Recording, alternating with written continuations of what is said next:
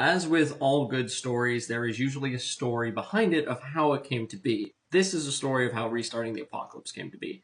So I was with a bunch of authors on vacation, which is actually more like we basically wake up and then talk about books the entire time, much to the begrudgment of anyone else there who is not that enthralled about books or is not an author. And so there's usually two sides of the vacation. There is the authors just being absolute maniacs and throwing ideas at one another like it's a freaking paintball shootout. And then there's everyone else being, normal and like vacationing or stuff. Whatever. Cool. Eh. But what happened was we were talking about different stories and talking about different things that we really enjoyed from one another's stories.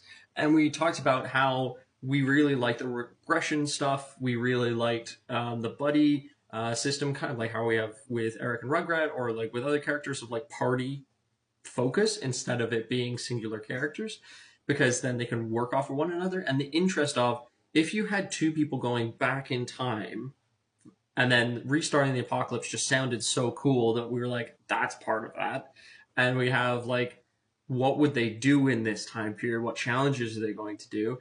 And that kind of idea of Restarting the Apocalypse, two guys going back in time, then how are they going to deal with it? Just started the idea. From there, it was let's build out a system, let's understand these things. And that started all of this.